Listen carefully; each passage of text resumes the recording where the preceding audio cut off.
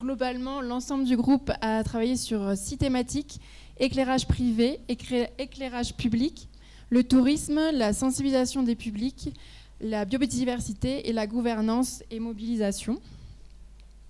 L'enjeu, là, ça va être un peu de restituer les points, les facteurs clés de succès que vous avez pu identifier au cours de ces échanges, mais également les points de vigilance et les perspectives que vous avez, sur lesquelles vous avez pu discuter.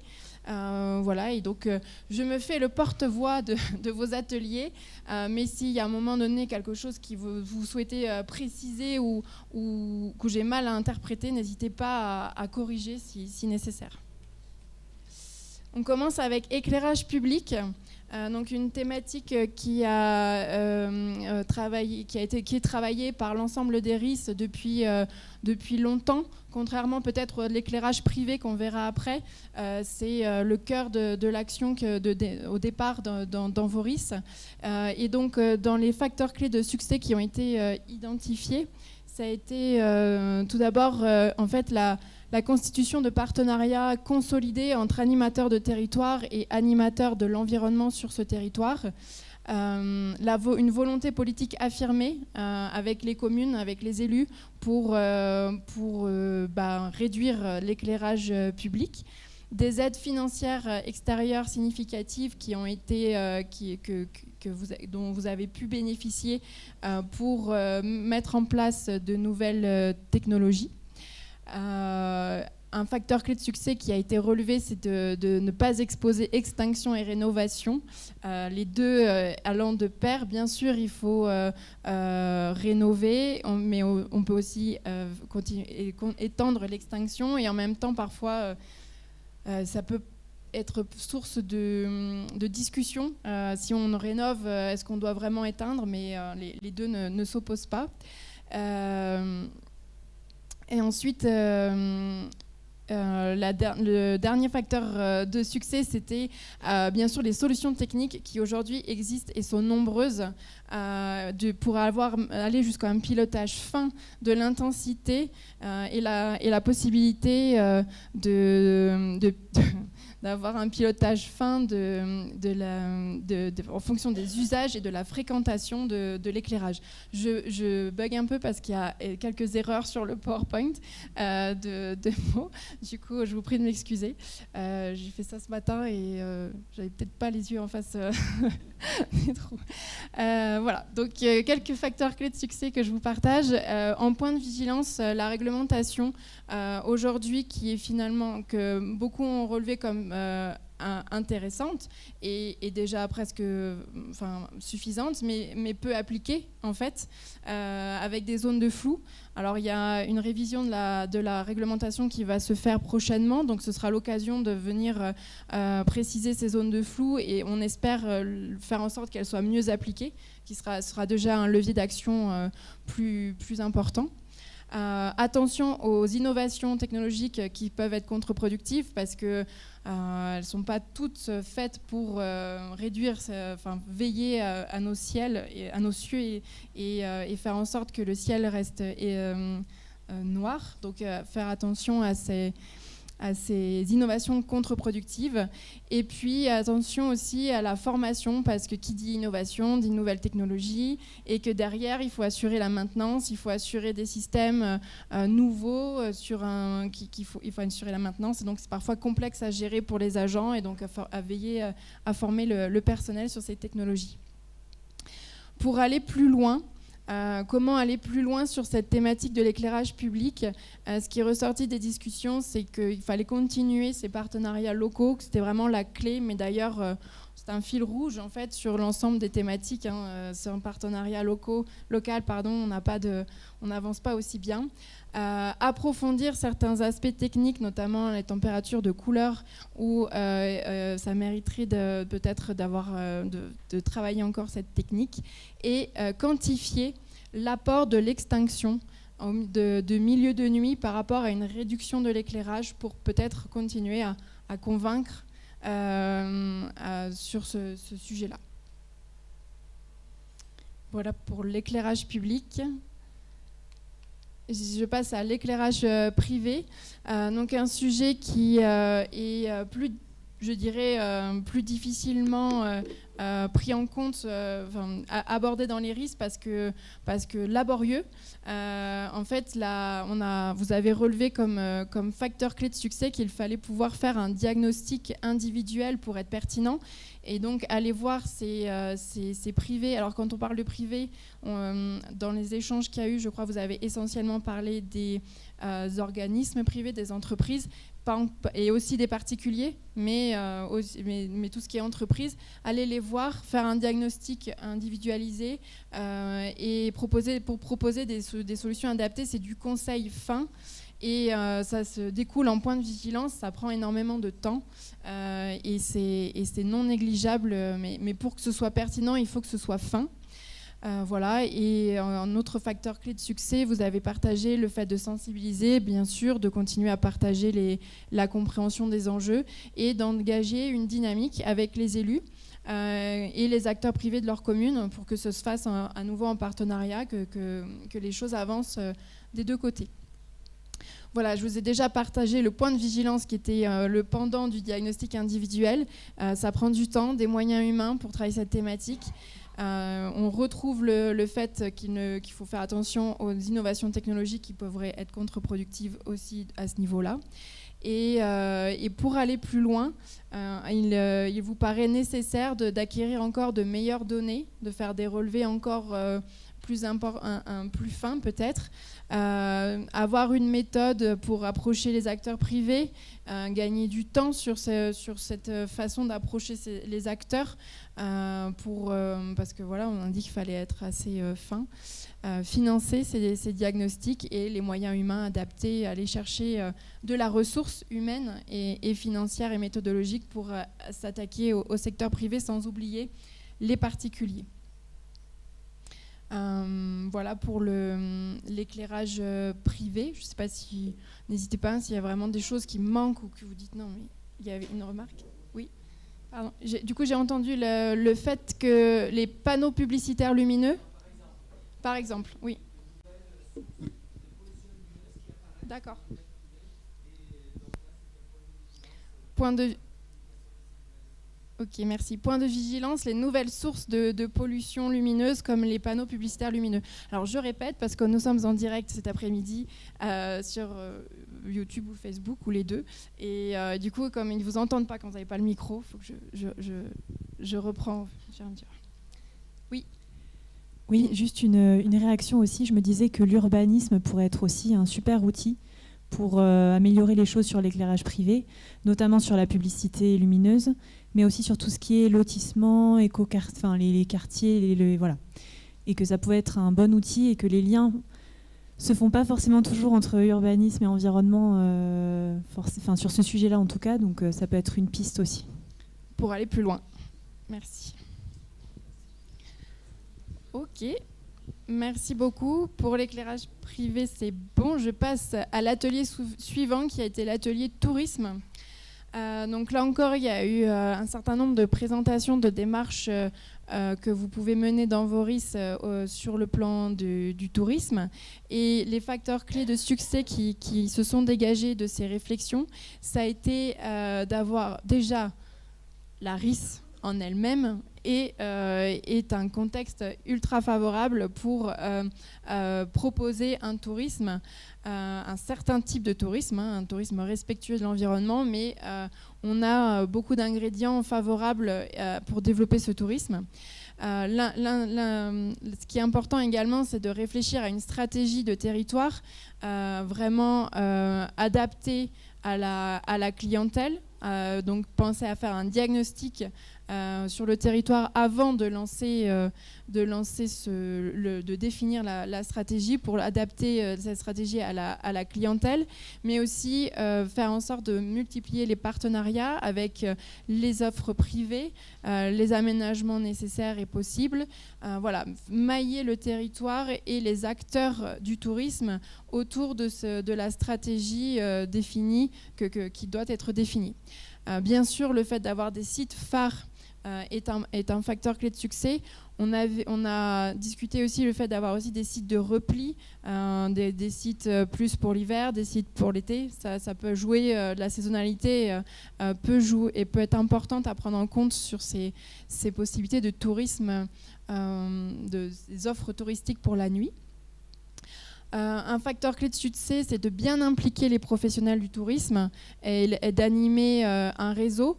Je crois qu'il y a eu des discussions des présentations sur la possibilité de labelliser des entreprises qui s'engagent pour préserver la nuit et qui s'inscrivent dans l'offre touristique du territoire, et puis former les professionnels pour qu'ils puissent eux-mêmes parler de l'offre touristique nuit et pouvoir la présenter à d'autres. Et pouvoir aussi se positionner sur cette offre, leur donner envie de s'inscrire dans cette réflexion et cette stratégie touristique de territoire. Les points de vigilance que vous avez pu relever, c'est qu'il faut un chef de file pour structurer la filière et articuler l'offre autour de ce chef de file. À préciser peut-être chef de file, mais je pense que c'est dans l'idée d'avoir un site phare, d'avoir une structure qui porte l'offre touristique de territoire. Et puis on a aussi cette notion d'attention aux effets contre-productifs du tourisme, à veiller à avoir un respect de l'environnement et de décliner des offres et des séjours, etc., dans le respect des contraintes environnementales qui font sens dans la RIS. Et puis il y avait un point saisonnalité et météo.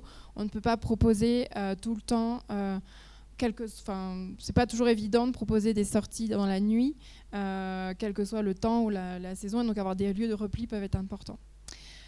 Pour aller plus loin, je crois que le groupe n'a pas eu le temps de discuter beaucoup sur cette partie-là, ils ont manqué de temps, mais j'avais extrait de leur discussion le fait d'élargir le tourisme à la nuit et pas qu'aux étoiles, de ne pas forcément parler que de l'observation du ciel, mais il y a aussi l'observation de la biodiversité la nuit et de tout ce que, et aussi de l'écoute, de tout ce qui est sonore dans les nuits, enfin voilà, toute la magie de la nuit qu'on doit se réapproprier et redécouvrir, parce qu'aujourd'hui on ne sort pas la nuit en général en nature, c'est assez nouveau, on a perdu ça. Voilà, est-ce qu'au niveau du tourisme, il y a une ou deux personnes, des compléments, des choses que j'aurais mal retranscrit? Non? C'est bon, ça vous convient? Alors, je passe à l'atelier suivant, qui est l'atelier sensibilisation du public. Donc, comment mobiliser le public et le sensibiliser aux enjeux des risques, aux enjeux du ciel étoilé. Un premier facteur clé de succès qui a été relevé, c'est bien sûr d'adapter les outils et les messages aux cibles. Ça, c'est un peu... on le dit, c'est souvent dit quand on parle de communication, il faut adapter son message à la cible, mais pour autant, c'est pas facile à faire concrètement parce que ça demande du temps et de développer des outils spécifiques. Facteur clé de succès aussi, avoir des approches croisées et des partenariats, avoir une approche artistique, une approche naturaliste, une approche scientifique, mais mêler les disciplines, mêler les regards pour aller toucher le public et voir, parce que dans le public, parmi les citoyens, il y en a qui vont être plus branchés artistiques, d'autres plus scientifiques, et peut-être qu'en allant toucher plusieurs cordes, on arrive à toucher plus de monde. Un facteur clé de succès, c'est d'arriver à rendre les citoyens acteurs de la RIS en fait, et de cet espace, qu'ils s'en emparent. Et un des leviers que vous avez identifié, c'est le sentiment de fierté, et de se dire que oui, je crois que c'est le Mont Mégantic qui en a parlé, c'est certes une destination touristique, mais c'est aussi et avant tout des gens qui vivent sur un territoire, et c'est leur ciel et leur nuit, et donc effectivement jouer sur ce sentiment de fierté, d'avoir une RIS et de protéger le ciel, ça peut être un levier pour les rendre acteurs. Vous avez aussi également fait remarquer qu'il faut aller vers le public, que les gens qui ont le moins finalement de contact avec la nuit et le ciel étoilé, c'est ceux qui vivent en ville. Et ils sont pas il y en a qui sont dans des villes qui sont au sein des RIS, mais pas toutes. Donc aller vers ce public-là, ça peut être fort.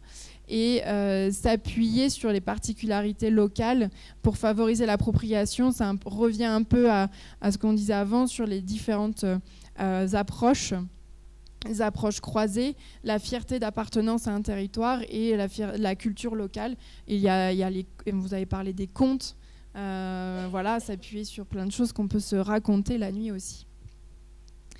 Alors, ce groupe-là n'a pas relevé beaucoup de points de vigilance. En tout cas, ils n'ont pas été identifiés comme ça. Mais on a pas mal d'éléments pour aller plus loin. Et un des grands points que vous avez relevé pour aller plus loin, c'est de mutualiser les outils. Il me semble que dans vos RIS respectives, vous avez pu construire déjà des outils pour aller sensibiliser, toucher du public. Il y a des mallettes pédagogiques, il y a plein de choses. Ça serait intéressant pour vous de les mutualiser, parfois de les co-construire entre RIS, mais aussi de les partager. Et puis, il y a aussi un enjeu sur le fait de mettre à disposition les ressources développées, notamment sur la nuit en général, pas que sur les étoiles. Et ce qui a été proposé, c'est de créer une plateforme ou un forum d'échange avec toutes les ressources pédagogiques accessibles pour les RIS et les territoires.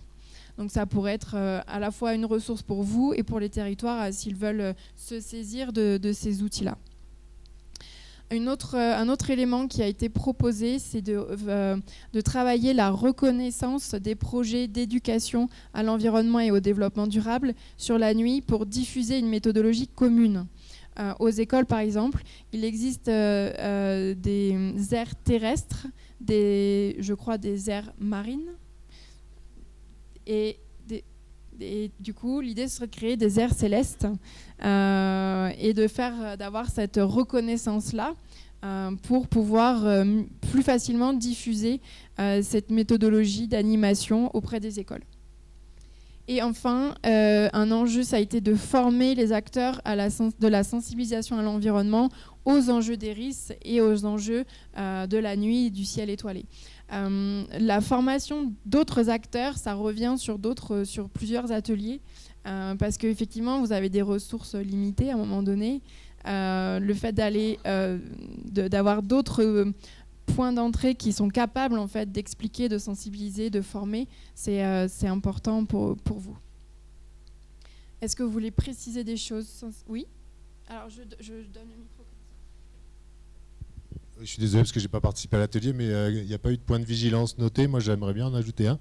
C'est quand il s'agit de sensibiliser ou de communiquer par rapport au travail qui est fait sur les RIS, ça a déjà été dit à d'autres moments, c'est de ne pas s'arrêter à dire on a éteint un peu la lumière au milieu de la nuit, on a fait le job pour la pollution lumineuse.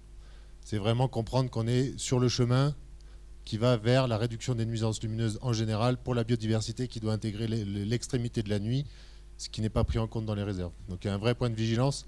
Comme on s'adresse à des élus qui vont en général avoir naturellement tendance peut-être à surinterpréter et surcommuniquer par rapport aux résultats, il ne faut pas dire qu'on a fini le boulot quand on a atteint un projet RIS ou qu'on a éteint la lumière en cœur de nuit.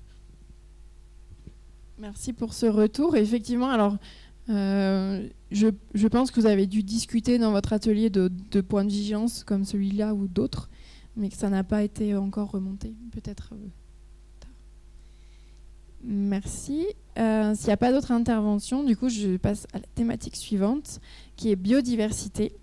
Donc, au niveau de la biodiversité, vous avez, donc, au sein des RIS, vous avez déjà défini, identifié comme facteur clé de succès qu'il fallait déjà bien définir le besoin de connaissances. En fait, il y a eu beaucoup de discussions sur le fait qu'aujourd'hui, on a peu d'études sur l'impact sur la biodiversité de la pollution lumineuse, ou en tout cas des études que vous avez peut-être du mal à interpréter ou à utiliser. Et du coup, il y a tout un champ à explorer sur cette thématique-là, mais il faut définir au départ qu'est-ce qu'on a besoin de connaître, de vérifier la bibliographie, pas la biographie, la bibliographie et les échanges avec l'OFB, mener des échanges avec l'OFB pour savoir comment orienter cette recherche sur la biodiversité et l'impact de la pollution lumineuse sur la biodiversité, et de mettre en œuvre des études rigoureuses et notamment au niveau du traitement des données. Ces facteurs clés de succès, ils sont un peu en lien avec les points de vigilance sur le fait de bien se poser la question avant de démarrer une étude, quel est le type d'apport de connaissances que vous souhaitez? Est-ce que c'est contribuer à la connaissance de l'impact global ou de l'impact local, ou bien les deux? Donc ça a été relevé. Et ne pas sous-estimer le temps de travail et le temps nécessaire pour bien mener ces études biodiversité. Les discussions ont porté sur ce qui pourrait être fait pour aller plus loin sur la biodiversité. Et en fait, les réflexions ont porté sur le fait que les risques pourraient devenir des espaces un peu de préservation forte de la biodiversité nocturne, et en tout cas aussi des lieux pour étudier cette biodiversité nocturne, avec plus de sensibilisation à la biodiversité nocturne, des études d'impact de la pollution lumineuse qui pourraient être menées, et vous avez relevé aussi d'autres sujets à défricher, comme l'impact du tourisme sur la biodiversité, le changement climatique et son impact, et l'impact de la pollution lumineuse sur les espèces diurnes, parce qu'on parle beaucoup des espèces nocturnes, mais elles peuvent aussi être impactées. Est-ce qu'il y a des compléments, des précisions, des questions? Oui, je vous passe le micro comme ça. Oui, je pense que aussi pour aller plus loin, on avait discuté d'avoir des partenariats forts avec les universitaires pour pouvoir avoir justement des études documentées, chiffrées, et pouvoir argumenter ensuite sur le véritable impact positif qu'a l'extinction sur la biodive. Merci. Ok, merci. Et donc, après biodiversité, il restait un dernier atelier qui est l'atelier gouvernance et mobilisation, qui a échangé sur effectivement, encore une fois, les mêmes facteurs clés de succès, points de vigilance et aller plus loin. Donc au niveau de la gouvernance, il y a eu pas mal il y a eu des présentations des gouvernances des différentes RIS, et ce qui a été relevé, c'était en facteur clé de succès d'avoir deux échelles de gouvernance. Une échelle au niveau des gestionnaires de la RIS et territoires engagés et partenaires.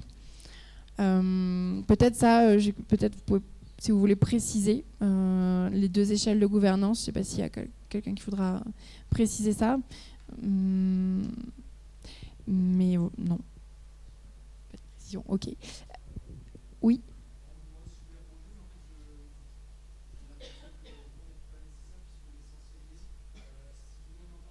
Non, c'est pour la...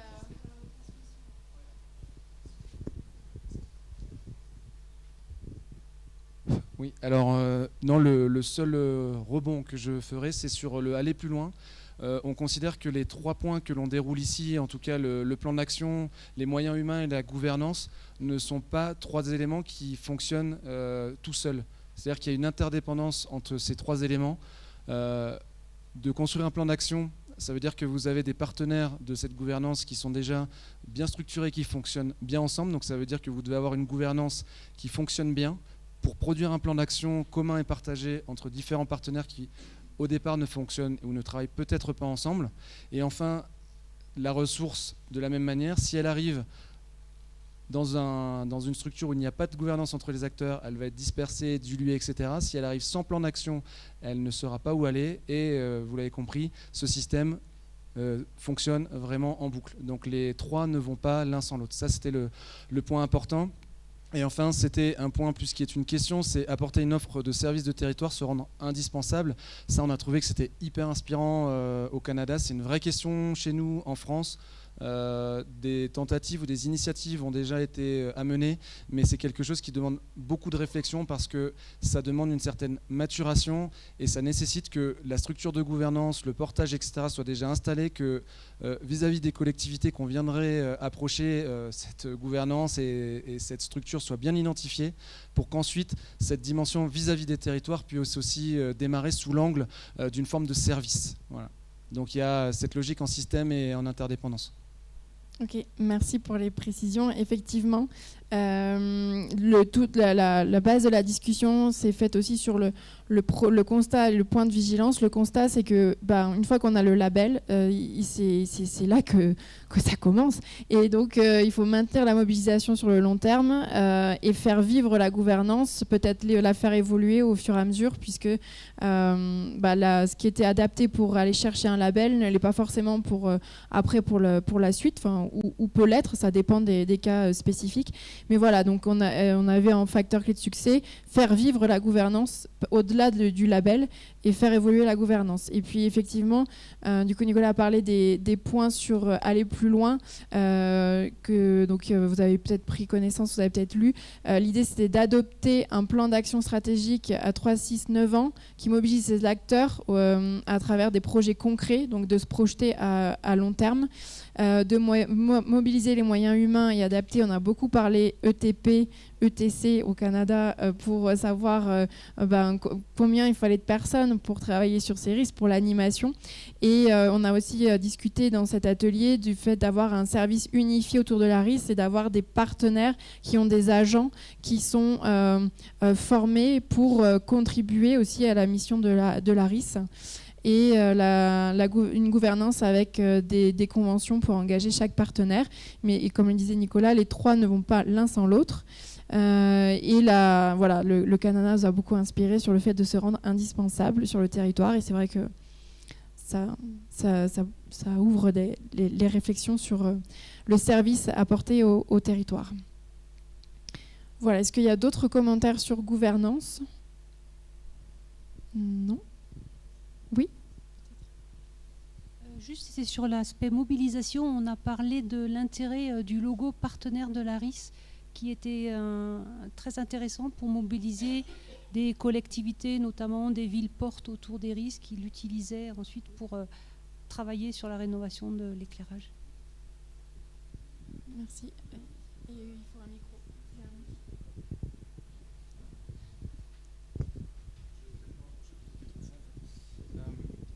Donc sur la mobilisation, je me rapproche. Sur la mobilisation, on a aussi convenu que le label était un réel catalyseur au départ, qu'il permettait une réelle mobilisation.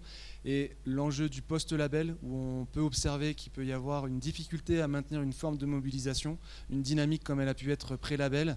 Et on était tous d'accord, on partageait sur l'importance d'avoir des projets pour vraiment rendre claires certaines perspectives, pour facilement, ou en tout cas faciliter la fédération des différents acteurs, et que ces différents projets devaient prendre forme par rapport à nos missions et les actions de la réserve de sel étoilé. Donc penser le plan d'action, la stratégie par l'intermédiaire de projets, vraiment pour bien les fixer et que la mobilisation soit rendue plus facile, car mieux comprise et mieux visualisée grâce à des projets. Et ça, je pense que l'exemple du Canada, des Québécois était très bon, puisque c'est exactement ce qu'ils disaient. Ils ont proposé au territoire justement des projets adaptés à plusieurs échelles, mais qui permettaient bien d'entretenir, de développer cette mobilisation.